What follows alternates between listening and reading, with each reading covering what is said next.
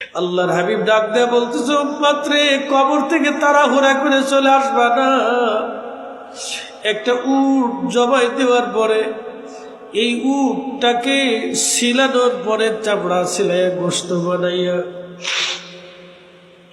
বন্টন করতে যে সময়ের দরকার তোমার ভাইয়ের কবরের পাশে, সেই সময়টুকু পর্যন্ত তোমরা দাঁড়ায় জিকির করো, কোরআন শরীফ পড়তে থাকো, দরুদ শরীফ পড়তে থাকো, ইস্তাগফিরুন ইয়া আখিকুম, তোমার ভাইয়ের কবরের পাশে দাঁড়ায় ইস্তিগফার করতে থাকো। কারণ কিছু সময় পরে মুনকার নাকির আসবে, মুনকার নাকির আসিয়া প্রশ্ন তুলবে, মান রাব্বুকা ওয়া মা দীনুকা মা কুনতা তাকুলু বিহাক্কি হাযার রাসূল।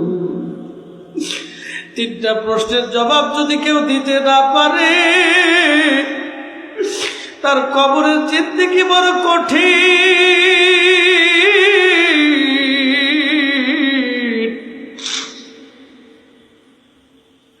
তার আখিরাতের জিন্দেগি বড় কঠিন, কবরের জিন্দেগি বড় কঠিন, কবরের জিন্দেগি বড় ভয়াবহ হবে। এই জন্য আল্লাহ নবী বলেন, উম্মত রে, তোমরা তোমার ভাইয়ের কবরের পাশে দাঁড়ায় দাঁড়ায় তাসবিহ পড়ো, জিকির করো, কোরআন শরীফ পড়ো, দোয়া করো, যেন তোমার ভাইয়ের কবরের প্রশ্নের জবাব আল্লাহ সহজ বানায় দেয়। চিৎকার করে জোরে বলেন সুবহানাল্লাহ। আল্লাহ রাসূল বলেন, কবরের পাশে দাঁড়াও। নাহাইতুকুম আন জিয়ারাতিল কুবুর, কবর জিয়ারত আগে আমি নিষেধ করতাম, ফাজুরুহা, এখন আর নিষেধ করি না, তোমরা কবরের পাশে যাও, জিয়ারত করো, জিয়ারত করো, কবরের পাশে দাঁড়াও। কবরের পাশে দাঁড়াইলে তোমার দুইটা লাভ হবে, একটা আখিরাতের কথা মনে হবে, 2 নম্বর তোমার দিল পাথরের মতো যদি শক্ত হয়, কবরস্থানে কবরের পাশে দাঁড়াইলে মোমের মতো নরম হয়ে যাবে। একবার জোরে বলা যাবে কি সুবহানাল্লাহ। আল্লাহ রাসূলের আদত ছিল, যদি কোনোদিন মদিনাতে যান, দেখবেন আল্লাহর হাবিব যেখানে ঘুমায়, রওজা শরীফ এখানেই ছিল নবীজির হুজরা মুবারক, বাম পাশে বাবে জিবরাইল, সামনের দরজা দিয়ে বের হয়ে আমার নবীজি, বামে দেখবেন জান্নাতুল বাকি, সাহাবীদের কবর। আহা, নবীজি তাহাজ্জুদের সময় হেঁটে হেঁটে চলে যাইতেন। বেশি বেশি করে কবরের পাশে যাবেন, যদি সম্ভব হয় রাত্রিবেলা যাবেন, রাতের আধারে শেষ রাতে ফজরের সময় যাবেন, অথবা সন্ধ্যা রাত্রে যাবেন।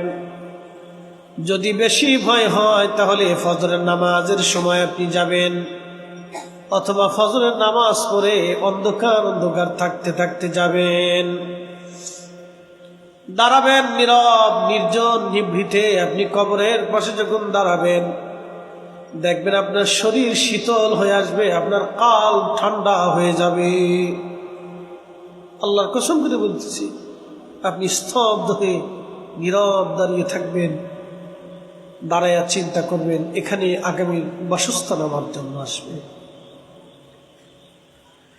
ঠিক ওই সময় আপনার শরীর ঠান্ডা হয়ে যাবে, ঠান্ডা হয়ে যাবে, শীতল হয়ে যাবে, আপনার কাল ঠান্ডা হয়ে যাবে। এই জন্য কবরের পাশে দাঁড়াবেন, জিয়ারত করতে যাবেন, মার কবরের পাশে দাঁড়াবেন।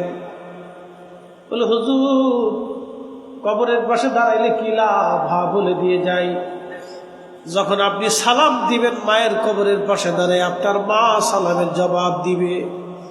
মা দেখে, কিন্তু আপনি